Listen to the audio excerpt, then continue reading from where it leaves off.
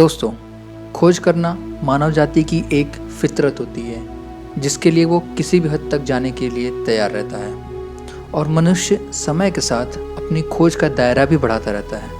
पर क्या हो अगर हम ऐसी चीज़ को खोजें जिसका कोई अंत ही नहीं है? जी हाँ दोस्तों, मैं हमारे ब्रह्मांड के बारे में बात कर रहा हूँ जिसका कोई अंत मौजूद ही नहीं है, जिसमें अरबों खरबों तारे, करोड़ों आकाशगंगाएं मौजूद हैं और मानव सभ्यता की इस खोज फितरत ने जन्म दिया मानव इतिहास के अब तक के सबसे महान अंतरिक्षयान वाइजर को।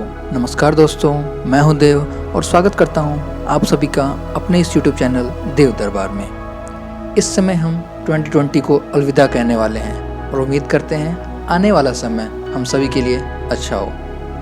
आज का हमारा वीडियो का विषय है नासा का वाइजर मिशन। दोस्तों, बात करीब 41 साल पहले की है। वर्ष 1977 के अगस्त और सितंबर महीने में अमेरिकी स्पेस एजेंसी नासा ने 2 अंतरिक्षयान धरती से रवाना किए थे, जिन्हें नासा ने नाम दिया वाइजर 1 और वाइजर 2। वाइजर 2 को 20 अगस्त को अमेरिकी अंतरिक्ष सेंटर कैंप कनावराल से छोड़ा गया था। वहीं वाइजर 1 को 5 सितंबर को रवाना किया गया। इनका मुख्य उद्देश्य सौरमंडल के जुपिटर, सैटर्न, नेपच्यून और यूरेनस से जुड़ी महत्वपूर्ण जानकारियां जुटाना था। इनके लॉन्च के लिए साल 1977 को चुनने का मुख्य कारण था जुपिटर, सैटर्न, यूरेनस और नेपच्यून ग्रहों का एक फेवरेबल अलाइनमेंट में आना। इन दोनों यानों के साथ एक गोल्डन रिकॉर्ड भी अटैच किया गया।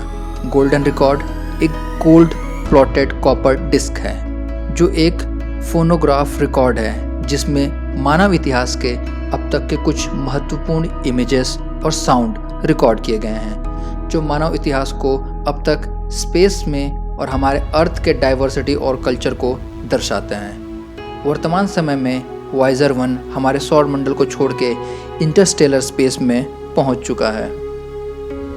अभी की बात करें तो ये हमारे पृथ्वी से करीब 21 अरब किलोमीटर दूर मौजूद है।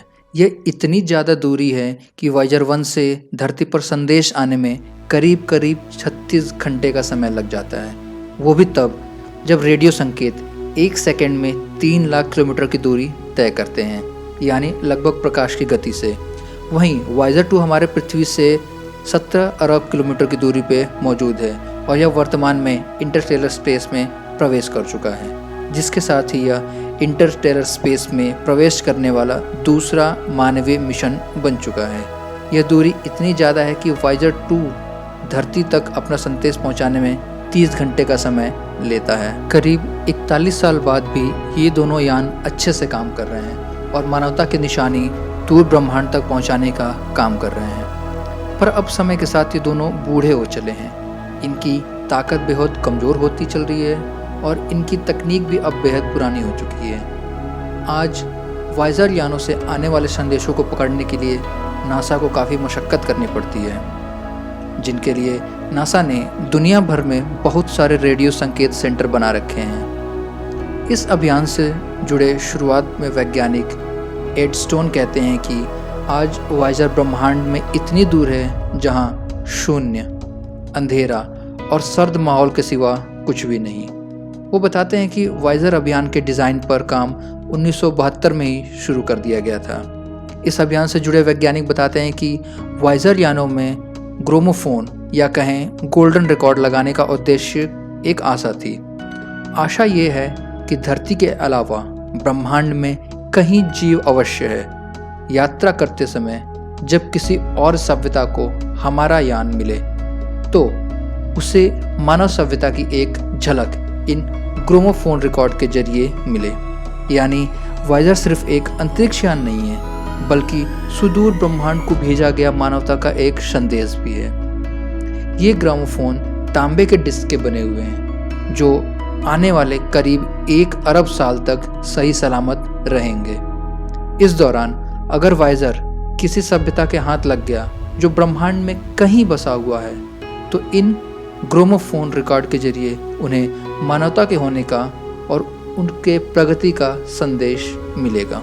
आइए अब बात करते हैं वाइजर और उसके द्वारा किए गए मिशन के बारे में। वाइजर मिशन और बृहस्पति ग्रह। लॉन्च के 18 महीने बाद यानी 1969 को वाइजर 1 और वाइजर 2 ने जुपिटर यानी बृहस्पति ग्रह के बारे में जानकारियां जुटाना शुरू किया। दोनों यानों ने बृहस्पति ग्रह की बेहद ही साफ और दिलचस्प जानकारियां भेजी। वाइजर यानों ने कई अन्य सुलझे रहस्यों का भी जवाब दिया, जैसे वाइजर अभियान से पहले माना जाता था कि केवल धरती पर ही ज्वालामुखी मौजूद है, पर वाइजर यानों द्वारा भेजे गए जानकारियों से पता चला कि बृहस्पति ग्रह के चंद्रमा पर भी ज्वालामुखी मौजूद है। नासा के सीनियर वैज्ञानिक एड स्टोन का कहना है कि वाइजर अभियान ने सौर मंडल को लेकर हमारे तमाम ख्याल को गलत साबित कर दिया।